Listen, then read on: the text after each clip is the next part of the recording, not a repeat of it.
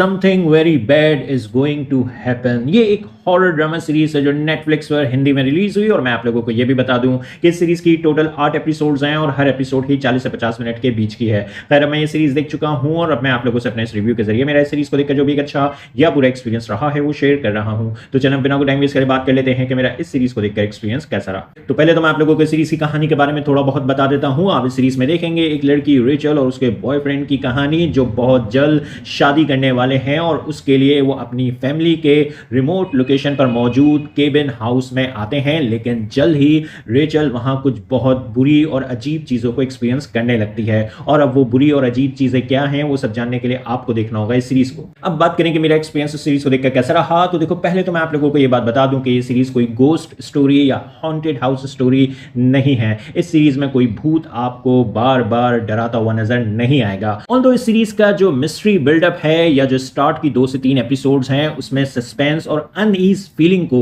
बिल्कुल एक super natural horror story की तरह ही बिल्ड किया गया है। इसलिए इस शो की जो स्टार्ट की एपिसोड्स हैं वो आपके इंटरेस्ट को इजीली ग्रैब करने में कामयाब हो जाएंगे। लेकिन फिर एपिसोड 4 में जाकर कहानी को लेकर जो इंफॉर्मेशन रिवील होती है उसके बाद आप लोगों को ये समझ आ जाएगा कि ये कोई गोस्ट स्टोरी या हॉन्टेड हाउस स्टोरी नहीं है। इस सीरीज में रिलेशनशिप के हॉरर को क्लेवरली एक्सप्लोर किया जा रहा है। इस सीरीज का हॉरर इस सीरीज की थीम्स में छुपा हुआ है। तो अगर आपको इस सीरीज की थीम्स समझ आ जाएंगी तो फिर ये सीरीज आपको पसंद आएगी। अगर आपको समझ नहीं आएगी तो फिर ये सीरीज आपको बिल्कुल पसंद नहीं आएगी। मेरी नजर में ये सीरीज एक ऐसी ऑडियंस को पसंद आएगी जो रिलेशनशिप ड्रामा देखना पसंद करते हैं, रोमांटिक ड्रामा देखना पसंद करते हैं। उन लोगों को पसंद आएगी, उन लोगों के मुकाबले में जो बस एक भूत को देखना चाहते हैं, जो कि इस सीरीज में नहीं है। जो कहानी है इस सीरीज की वो इंटरेस्टिंग है और इंगेजिंग है और कहानी में कुछ डिसेंट ट्विस्ट भी मौजूद हैं।